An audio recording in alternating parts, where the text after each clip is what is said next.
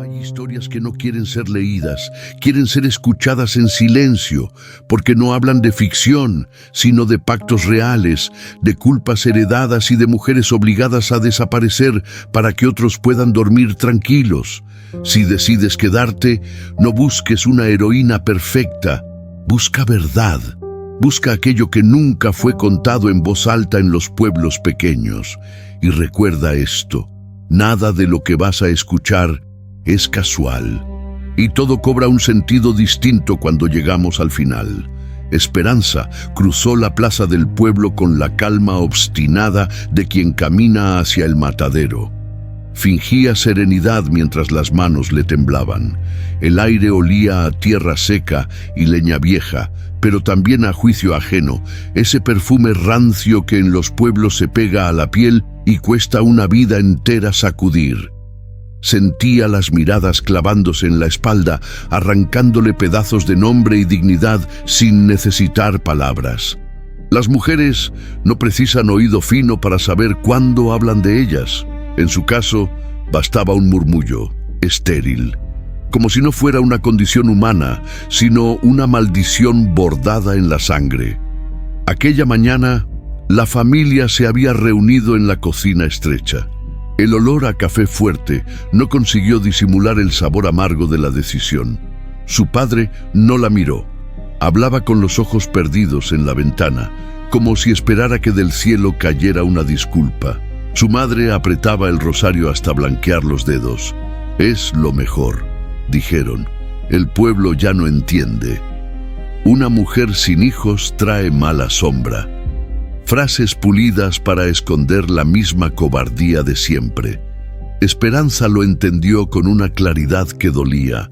No era ella la que expulsaban, era el miedo de ellos, empujado hacia la calle, usando su nombre como envoltorio.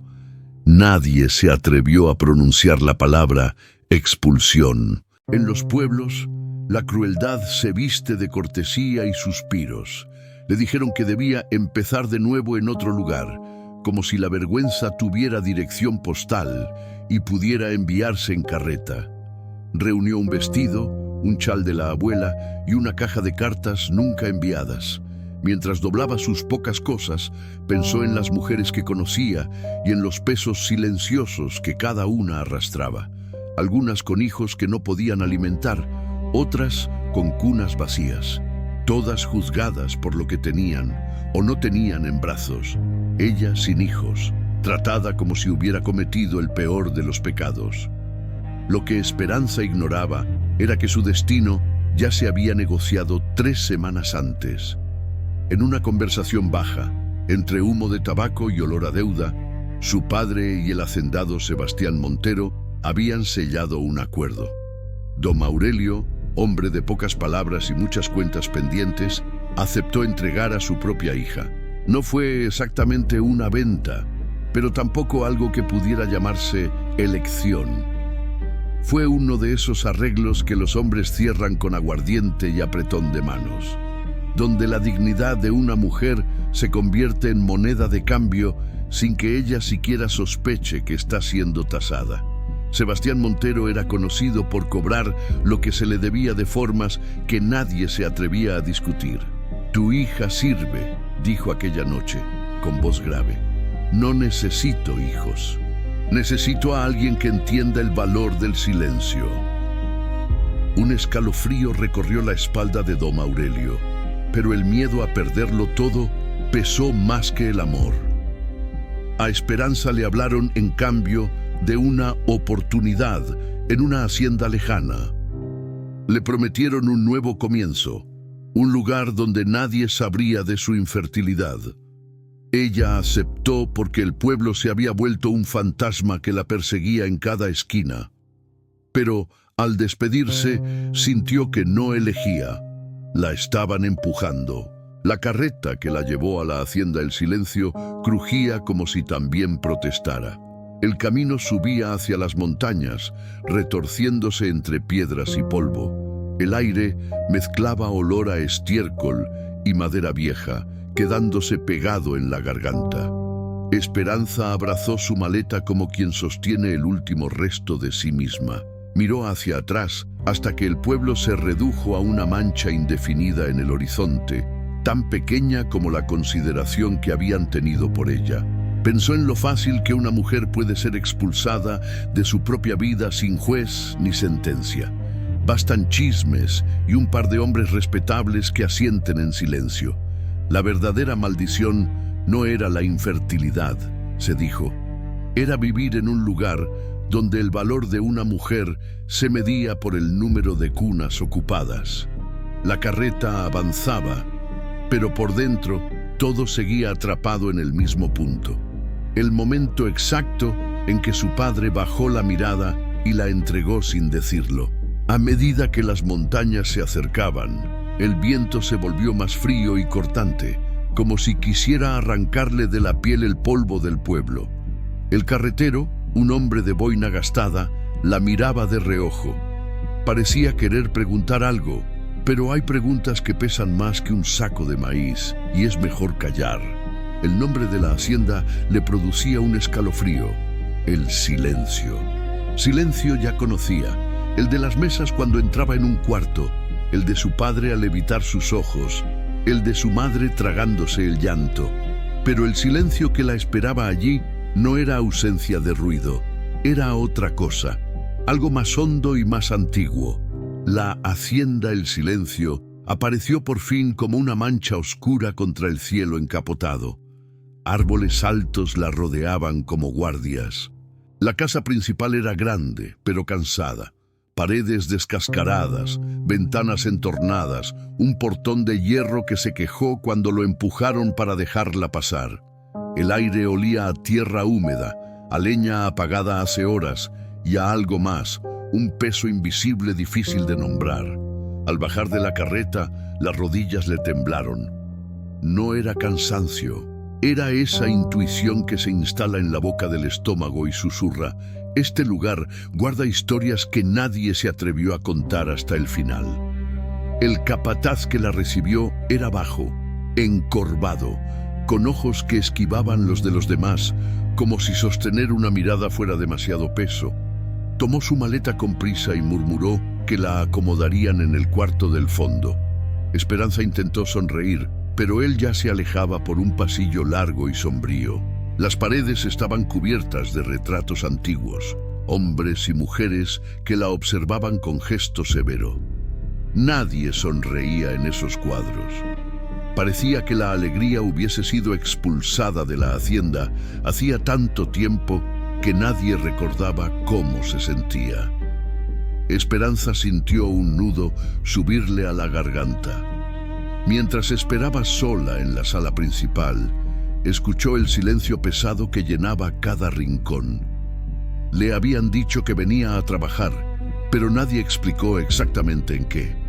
Le dijeron que el hacendado era un hombre de confianza, pero ¿cómo se confía en alguien cuyo rostro no se conoce y cuyo nombre se pronuncia en voz baja? La pregunta que más la inquietaba era otra. ¿Por qué un hombre rico y temido como Sebastián Montero aceptaría precisamente a la mujer que todo un pueblo había rechazado? En ese momento entendió que no había llegado a la hacienda El Silencio por azar. La habían traído, y esa diferencia lo era todo. Sebastián apareció al atardecer, recortado contra la luz rojiza del cielo. Era alto, de hombros anchos, piel curtida y rugas profundas. Sus ojos oscuros eran como pozos donde uno no sabe si encontrará agua o solo más oscuridad. Cuando habló, su voz grave arrastraba una tristeza antigua que se esforzaba por ocultar. No le ofreció la mano, pero tampoco fue abiertamente hostil. Asintió, como quien confirma la llegada de una pieza que faltaba en un tablero invisible. Cuidará la casa y ciertas cosas que requieren atención, dijo, escogiendo las palabras con cuidado, como si cualquier término equivocado pudiera derrumbar algo frágil. Esperanza notó que evitó usar la palabra trabajo. También notó otra cosa. En la espalda de su chaqueta, casi borradas, había 2 letras bordadas, I y M. Eran las iniciales de Irene Montero, La esposa muerta hacía 5 años. Era como si cargara su fantasma cosido a la ropa. En ese instante, Esperanza entendió que no la habían traído solo para hacer oficio. Había sido llamada para ocupar un lugar vacío, para llenar un espacio donde antes había habido alguien. Y la pregunta que empezó a crecer en su mente fue inevitable. ¿Quién había sido Irene y por qué ella se le parecía tanto? Los peones de la hacienda, hombres de piel tostada y sombrero hundido hasta las cejas, tenían sus propias versiones. Uno de ellos, Jacinto, murmuró una tarde que la difunta era bonita pero rara, que pasaba horas encerrada en el mismo cuarto del fondo donde ahora dormía Esperanza. Lo que comenzó como curiosidad se volvió casi obsesión cuando escuchó, escondida tras una puerta, a 2 trabajadores cuchichear junto al establo. «La muchacha nueva es igualita», dijo uno. «Misma edad, mismo modo de caminar». El patrón no la trajo por casualidad. Esperanza sintió que el corazón se le detenía un segundo. No era confiable ni discreta lo que buscaban en ella. Era parecido. Había sido elegida por su semejanza con una mujer muerta.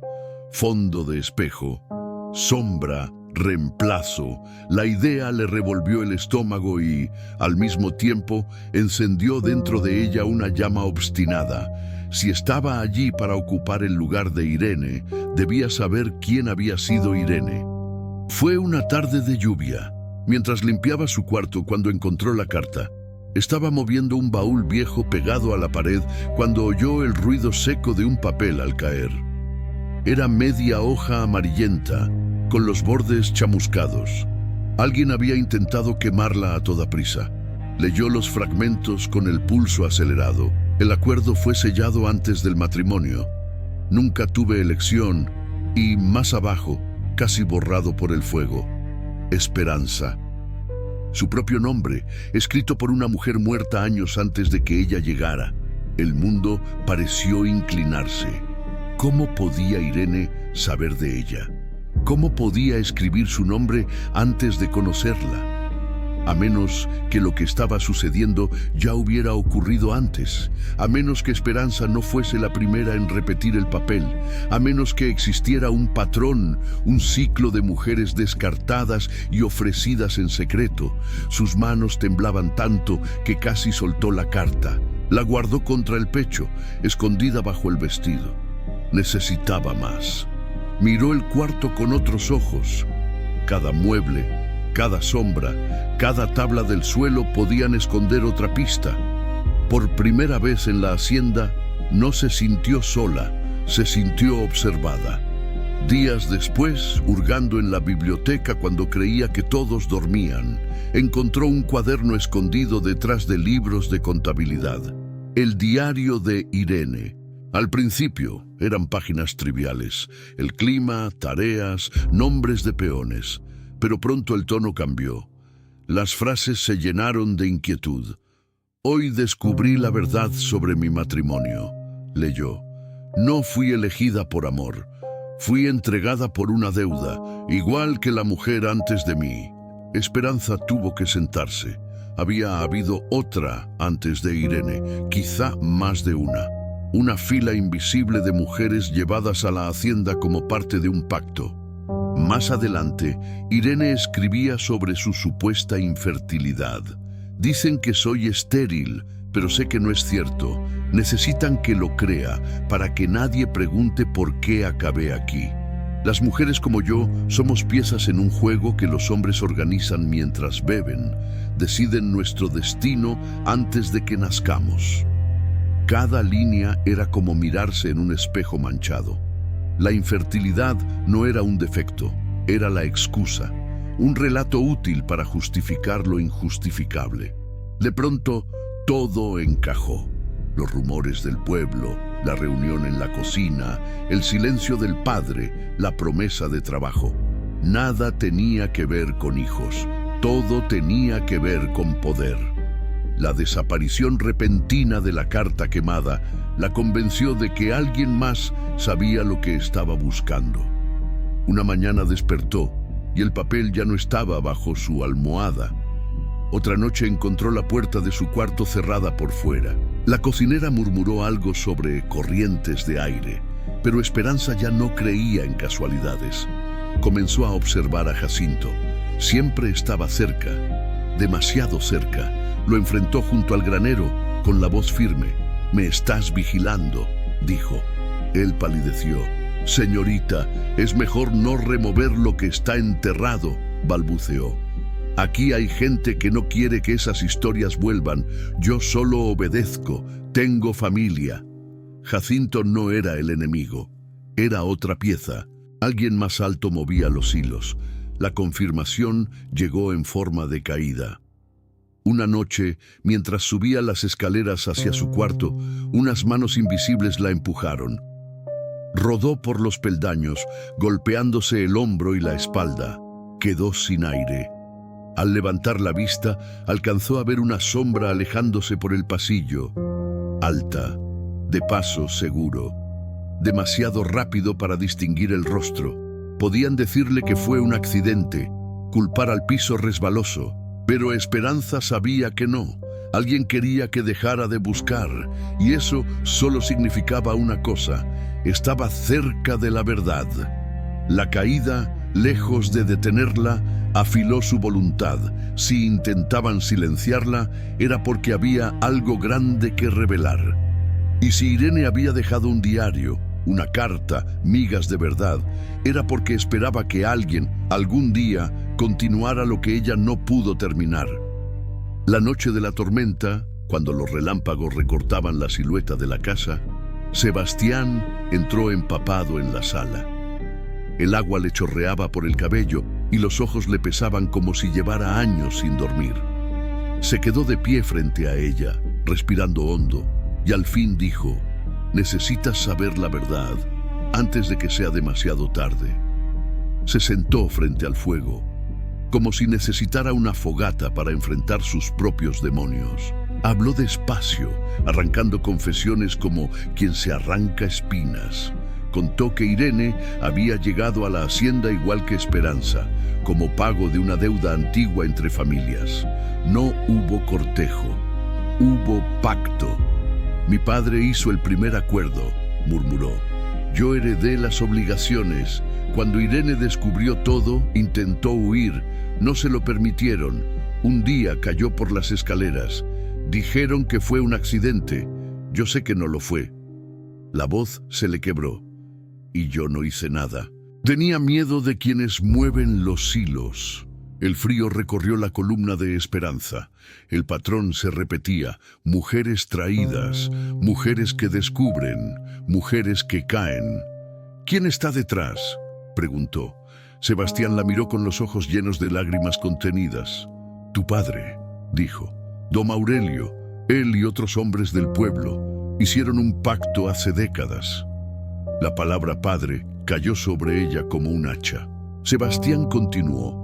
Habían acordado enviar a la hacienda a las mujeres sobrantes, viudas, estériles, deshonradas, rebeldes, a cambio de silencio, tierras, favores, una economía de cuerpos femeninos disfrazada de tradición y de castigo divino.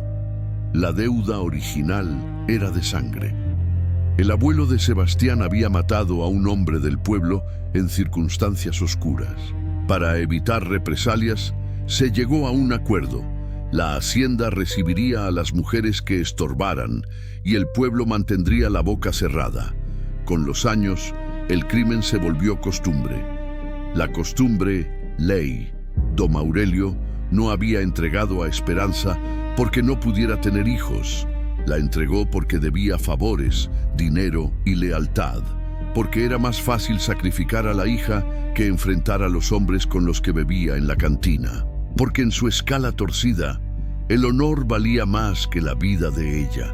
Cuando la verdad terminó de salir a la superficie, algo dentro de Esperanza se quebró.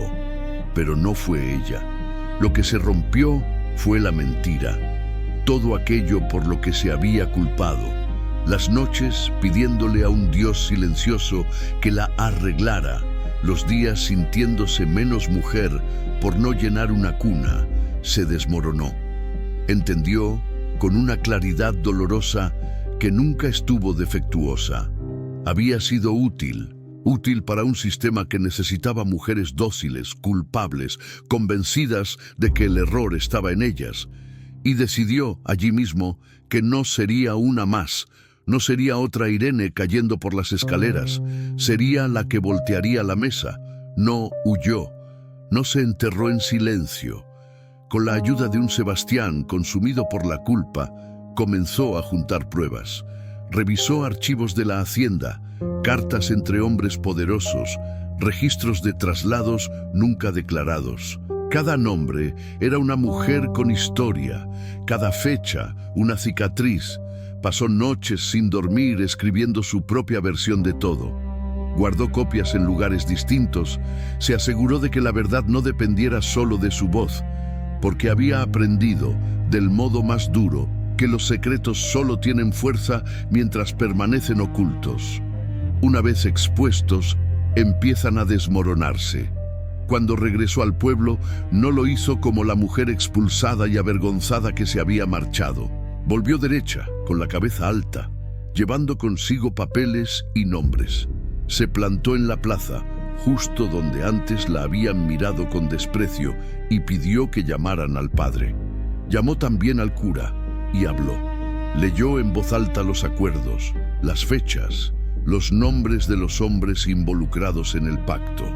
Dijo la palabra venta, dijo la palabra deuda, dijo la palabra crimen. El murmullo se alzó como enjambre. Algunos la llamaron loca, desquiciada, blasfema, pero otras miradas, sobre todo de mujeres, se encendieron. Las mujeres recordaron primas enviadas a trabajar lejos, vecinas que desaparecieron después de un escándalo, viudas que nunca regresaron. Recordaron silencios forzados, miradas esquivas. De pronto, la historia de Esperanza ya no parecía exagerada, parecía familiar. No hubo justicia inmediata. Los hombres importantes siempre caen despacio. Algunos huyeron al pueblo vecino, otros se atrincheraron detrás de sermones y abogados. Don Aurelio dejó de salir de casa. Nunca más pudo sostener la mirada de su hija. Cada campanada de la iglesia le sonaba a sentencia. Lo que cambió de verdad no fue solo la reputación de unos cuantos. Cambió algo más profundo, el lenguaje. Dejaron de decir mujer estéril con tanto desprecio. Empezaron a decir lo que hicieron con ella. Dejaron de susurrar loca para empezar a preguntar ¿y si es cierto? La duda se extendió como incendio en paja seca. De distintos pueblos comenzaron a llegar cartas a la hacienda El Silencio. Cartas de mujeres que se creían únicas en su desgracia. Viudas acusadas de traer mala suerte. Madres solteras expulsadas de casa. Esposas señaladas de estériles después de años de intentos y humillaciones. Todas con la misma frase, pensé que era solo conmigo. Una de esas cartas venía de una mujer llamada Rosa. Contaba que llevaba años trabajando en otra hacienda, presa en un sistema de deudas inventadas. Creí que era castigo de Dios, escribió con letra vacilante. Ahora sé que fue crimen de hombres. Esperanza lloró al leerla. Era como leer otra página del diario de Irene, pero con otro nombre. De esas cartas nació la idea de transformar la hacienda, con el apoyo de Sebastián, que cedió parte de las tierras como reparación. El Silencio dejó de ser tumba de mujeres descartadas y empezó a ser refugio. Un lugar para las que necesitaban empezar de nuevo sin entregar el alma como parte del trato. Allí llegaron viudas, madres con hijos a cuestas, muchachas expulsadas por deshonrar a la familia, mujeres llamadas locas solo por negarse a obedecer. Plantaron huertos, levantaron gallineros, abrieron una pequeña escuela, aprendieron oficios unas de otras y sobre todo aprendieron a nombrar lo que antes solo dolía. Esperanza insistió en que cada mujer que cruzara el portón contara su historia, no para revolcarse en la desgracia, sino para dejar constancia. Escribían en cuadernos o dictaban a quien supiera. Cada relato se guardaba como un tesoro, porque si los hombres habían escrito durante siglos la historia oficial, tocaba ahora escribir la otra. Con el tiempo, la hacienda cambió incluso de sonido. Donde antes el silencio pesaba como manta húmeda, empezó a escucharse risas de niños, canciones mientras se amasaba pan, discusiones sobre precios de mercado y cosechas, ruido de vida, ruido de futuro. Sebastián no borró su culpa, porque hay cosas que no se borran, pero la convirtió en trabajo. Trabajó junto a ellas, no por encima. Aprendió a escuchar sin mandar. Entendió que no se trataba de perdón, sino de responsabilidad, de hacer, por fin, algo distinto con la herencia podrida que había recibido. Santa Esperanza, el pueblo que la expulsó, tampoco volvió a ser el mismo. El nombre de la mujer que habían señalado por estéril se volvió sinónimo de otra cosa. Algunas familias dejaron de enviar a sus hijas lejos para corregirse. Los hombres pensaron 2 veces antes de cerrar acuerdos en voz baja. El miedo cambió de lado. Esperanza nunca tuvo hijos, y por primera vez eso no le pesó.